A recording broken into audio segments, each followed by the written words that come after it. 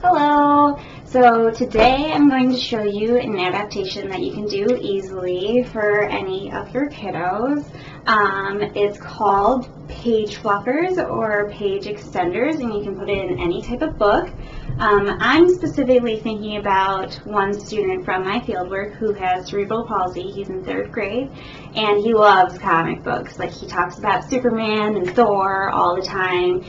So he has showed me his comic books before, but he has such difficulty pinching these pages, especially this texture of book is very slippery. And then he always tries to bring it closer to him, so it puts it on his lap, and then it instantly slides through, and it makes him very frustrated. So I thought this would be a great idea for him to use. But more than just the page fluffers, you also need to think about positioning. So for that, you could simply use a binder, and you get some Velcro. I don't have Velcro, but for the sake of the video, I'm using blue painter's tape. So just place the mail side on the actual comic, and then have a binder that they carry around with them. They can easily secure it to the binder, and then it's not going to move when they try to flip pages on their own. So it just encourages a little bit more independence. You could also use a laptop tray. That also gives you that angle that they kind of need so that they can really grab onto the tabs. So in here I have sponges for a little bit bigger of a gap. I have page extenders. I have popsicle sticks that can easily be grabbed onto.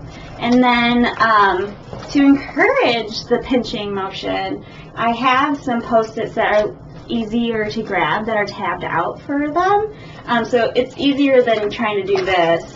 Having it out just a little bit gives them that necessary grip for them to grab. Another thing it's good for, it's difficult for, or it's good to use for kids with difficulties in fine motor. Kids that use dowel rods who don't have use of their hands could also really benefit from the page extenders, or a much bigger sponge gap, I guess I would say. So I'll show you how we're going to make the sponge ones. It's really easy. You have most of the equipment at home. It's pretty cheap and doesn't take that much time. So you just cut up an old sponge. You can make bigger strips or little strips depending on like the size of the book even. So you could even do something this small. Let's find the page that I used. Glue stick. You could use a hot melt glue gun as well. Those are about $12 or so. So these are a little more inexpensive. It's like $3 for a glue stick, and you could get all of this at the dollar store pretty much. Save a lot of money. So you just put it down there, and it just gives that extra little gap that they need just to slide their hand in rather than trying to use a pinch or grip.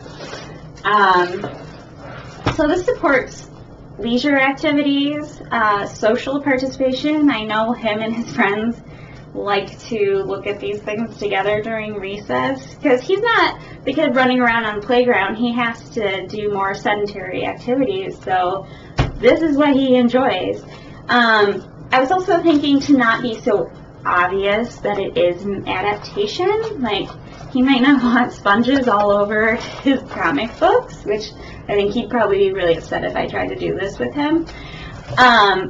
There's these 3D like stickers that you can buy, and I know they've got Spider-Man, Superman, and that would give just enough bump for him to slide it in, and it would match the comic book pages. So his friends probably wouldn't even notice, or if they did notice, they'd be like, those are cool stickers, and they might want some as well, and they wouldn't even know it's an adaptation.